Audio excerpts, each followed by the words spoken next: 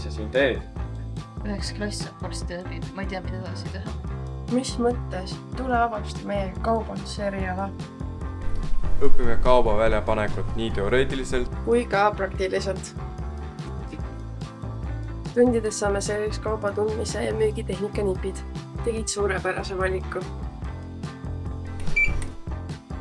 Sinu arve on 95 €, palun.